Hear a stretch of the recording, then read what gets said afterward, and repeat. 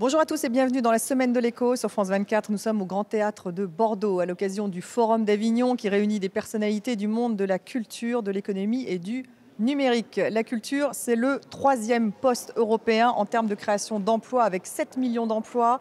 Alors, les artistes sont-ils des entrepreneurs comme les autres? Comment le numérique a-t-il bouleversé l'industrie de la musique? On en parle avec deux artistes dans cette première partie, Yael Naïm et David Donatien. Merci beaucoup d'être avec nous. Vous étiez sur scène hier. Donc, Yael Naïm, vous avez été sacrée artiste féminine de l'année aux Victoires de la musique. Cette année, c'est une récompense que vous aviez déjà obtenue en 2011. Vous l'avez obtenue pour votre troisième album, Older. On dit que c'est l'album de la maturité. Est-ce que c'est le cas? J'ai l'impression qu'on fait que grandir tout le temps. Donc, je ne sais pas s'il y a un moment où on peut définir que ça y est, on a passé le cap. Mais sur cet album, c'est vrai qu'il y a eu des événements comme les événements de la vie, comme la disparition et l'apparition d'une vie qui font que de toute façon, oui, on traverse quelque chose qui est très fort. Et donc c'est sûr qu'il s'est passé quelque chose de très fort qui a pénétré dans la musique. Et puis pour nous, ça fait maintenant plus que 10 ans qu'on travaille ensemble. Et oui, il y a on a traversé tellement de choses, donc j'ai l'impression que pour la première fois, on peut aussi regarder en arrière et pas seulement en avant. Vous êtes d'accord, David Donatien? Est-ce que vous êtes beaucoup dans l'échange? Il y a une fusion des genres, on dit justement, de cet album. Oui, notre histoire, elle ressemble un peu à ça. Au départ, lorsque j'ai rencontré Yael sur le premier album, elle avait déjà des chansons, beaucoup en hébreu. Et on a décidé de le faire ensemble, mais c'était quand même une musique qui était issue d'une expérience unique de Yael, hein, qui n'était pas imprégnée par notre rencontre. On a créé l'univers autour de ces chansons, mais la genèse de ces chansons était vraiment une histoire unique de Yael. Et au fur et à mesure, au cours des albums, ça devient une histoire commune. Donc c'est vrai que c'est notre histoire qui grandit, et puis c'est aussi le temps qui passe, bien sûr.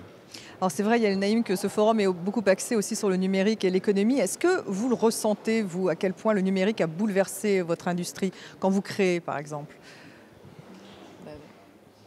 David? Oui, quand on crée, nous, pour l'instant, on est un peu dans notre bulle. On a créé nos 3 albums à la maison. Donc on a notre matériel, et les gens viennent chez nous et on crée vraiment les choses dans un laboratoire. Ce qui a réellement changé, j'ai l'impression qu'il y a quelque chose de très éphémère dans la production musicale aujourd'hui. Ça sort, ça passe, on zappe très vite avec le numérique.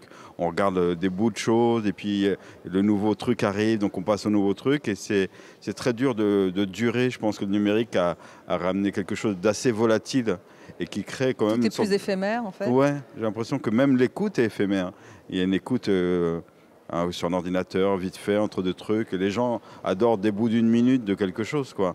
Donc aujourd'hui, on a du mal à inscrire un univers et un artiste sur la durée. Vous êtes d'accord, Yael Naïm? Justement, on a du mal à inscrire. Je suis d'accord sur cet aspect-là. Et puis après, c'est vrai qu'il y a d'autres aspects qui est le fait qu'on peut répondre à une faim ou à un besoin d'écouter quelque chose à la seconde. Donc c'est vrai plus rapidement. Voilà, voilà, la musique est disponible partout et tout de suite. Donc ça permet à écouter tellement de choses et à être exposé à tellement de choses, alors qu'avant il fallait vraiment aller chercher les choses de manière plus difficile. Mais après, ce qui peut être intéressant pour moi, c'est si on trouve une forme d'échange grâce à ça, et si on arrive à créer peut-être plus de musique ou je sais pas, en tout cas c'est en pleine réflexion. En pleine réflexion peut-être sur le partage aussi de la musique grâce à Internet, ouais. Sur le partage avec le public, c'est à ça auquel vous faites référence? Oui, c'est vrai que ça permet d'avoir un lien direct, donc on est capable demain, mais on le fait toujours pas, mais on serait capable de faire une chanson et de la poster tout de suite. Il y a quelque chose de... Mais voilà, nous on n'y est pas encore, on a besoin de temps de digestion d'un travail et d'un discours autour. Mais je trouve que tout ce qu'il y a à faire est très très intéressant. Même pour nous, on a démarré dans l'époque d'outils comme les MySpace à l'époque, et ça nous a permis d'avoir accès à des artistes qui étaient dans d'autres pays et d'échanger et de commencer à tourner même avant d'être signé et de sortir notre album. Donc voilà, j'imagine que dans chaque chose dans la vie, il y a les deux facettes. Il y a quelque chose de positif. Alors après, le plus négatif, c'est peut-être un peu la précarisation de la vie de l'artiste. Vous avez un peu cette impression qui est liée justement au numérique, les droits d'auteur, il faut redéfinir. Alors, d'après ce que j'ai lu, 1000 streams rapportent autant que la vente d'un album. Et maintenant, quand on vend un CD, on touche quand même plus en tant qu'artiste que lorsque on donne la même musique, par exemple, sur le numérique. Oui, oui. Oui, pour l'instant, la transition, c'est vrai que c'est un peu étrange parce qu'il y a beaucoup plus de gens qu'avant qui consomment la musique. Mais par contre, la manière de rémunérer les artistes et les gens qui la créent, là, ça commence à être très difficile. Je crois même ne pas dire de bêtises, mais je crois que les interprètes ne sont pas compris dans les revenus du streaming.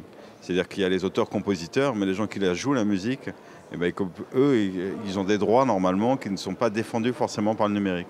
Et en plus, je pense que les maisons de disques arrivent sur la somme des artistes, où les très gros artistes arrivent à avoir un revenu conséquent de ce genre de consommation. Mais ce n'est pas le cas de la création. Le problème qu'on a aujourd'hui, c'est que la création artistique indépendante, c'est-à-dire qui ne correspond pas aux médias de masse, etc., se trouve totalement isolée par ce genre de consommation, en tout cas. Il est précarisé en fait par ce genre Totalement, de précarisation. Ouais. Vous êtes d'accord, Yael Naïm, en même temps, à vous entendre, on a l'impression que vous avez une démarche un peu d'entrepreneur. Vous vous dites, il y a peut-être quelque chose à faire. Est-ce que les artistes commencent justement à avoir des démarches un peu innovantes pour s'adapter justement à ce nouvel environnement? Oui, mais après, je ne sais pas si financièrement, ils s'y retrouvent encore. Après, c'est vrai que c'est un outil de promotion incroyable. Et après, c'est vrai qu'on voit bien que même les manières de subventionner la musique aujourd'hui ne viennent pas seulement de... Ça s'ouvre aussi. Donc du coup, voilà, nous, on a une exposition grâce à une pub, par exemple, mais il y a beaucoup d'associations entre des marques et des artistes ou de choses un peu improbables aussi, des associations d'images. Ça vous semblait improbable d'être associé à une marque auparavant pour une chanson? C'est pas que c'est improbable, on ne pensait pas que toute une carrière pourrait se lancer, c'est-à-dire en tout cas à l'international, grâce à une pub. J'ai l'impression que ça devient un peu comme dans les temps de roi où tu as un sponsor et voilà. Et tout d'un coup, ça ouvre plein de portes, tout de même. Ça ferme plein de portes aussi, ouais. Donc c'est en pleine transition, on va dire. La vraie question pour nous, c'est comment garder une vraie indépendance artistique à l'intérieur de ce mode de financement. Pour l'instant, nous, on l'a, puisqu'on a choisi d'avoir un mode de production qui est notre maison pour produire notre musique. Et après, les buts à atteindre deviennent très, très peu clairs, parce qu'avant, on avait un public et on avait notre création et un public qui y correspondait. Et aujourd'hui, les gens qui pourront être intéressés par notre musique peuvent être le public, soit d'autres choses, quoi. Parce que c'est vrai que vous êtes indépendant aujourd'hui. Donc ça, c'est un choix, j'imagine, clair pour vous dans cet univers. Déjà, sur le premier album, on a créé cet album dans le salon d'Yael avec un ordinateur pendant 2 ans travaillant. Donc on était déjà, nous deux, un peu frustrés du marché de la musique et des radios, et des maisons de disques, etc. On a eu besoin de s'isoler et de créer pour créer. C'est ce qu'on a fait. Et donc on a juste continué à faire les choses comme elles sont nées. Alors le concert tout de même, ça reste à la fois un moment très particulier pour vous deux, lorsque vous êtes sur scène et quelque chose se passe, déjà d'un point de vue artistique, de différent. Au concert, c'est là où il y a des énergies qui se libèrent, qui ne peuvent pas se libérer quand tu es seul face à un micro en studio. Et j'ai l'impression que c'est des travails très complémentaires et presque inverses, le studio et les concerts. En studio, on a l'impression qu'on laisse une trace qui va perdurer après nous. Donc il y a cette notion du temps, c'est-à-dire cette musique. Je ne dis pas que notre musique, mais en général, cette musique peut rester après notre mort, alors que nous, on disparaîtra. Et par contre, pendant le concert, si on n'arrive pas à vraiment être présent sur le moment de concert, c'est un moment qui est fini à jamais. Donc c'est un autre exercice, c'est l'exercice du présent. Et donc c'est super, c'est-à-dire ça amène chaque concert d'être unique et chaque rapport au public à être unique. Et puis nous on s'aime vraiment sur scène, donc on est content de se retrouver artistiquement. C'est une expérience, vous aussi vous le décriveriez ainsi, vous pourriez le décrire ainsi? Oui, moi c'est vrai que depuis très jeune, je suis sur scène. C'est le moyen le plus naturel pour moi d'exprimer la musique. C'est vrai que le studio, il y a quelque chose de plus cérébral. Mais c'est vrai que le concert, c'est le moment présent, c'est le plaisir partagé surtout. Mais c'est devenu finalement l'instant rémunérateur pour les artistes, ou pas? Ouais, oui, bah, ça peut. Ça peut, j'ai l'impression que maintenant la rémunération d'un artiste, elle est multiple, c'est toutes les facettes, quoi. Il faut être sur tous les. On peut plus se permettre d'attendre que sur un disque, que sur une tournée ou que sur le reste de types de rémunération. Mais c'est une des facettes, mais nous, on fait rarement les choses pour l'argent pour l'instant. Oui. On a décidé de ne pas changer depuis le départ de style de vie, ce qui nous permet de garder notre indépendance. On n'a pas changé d'amis, on n'a pas changé de rythme de vie, on n'a pas changé de restaurant.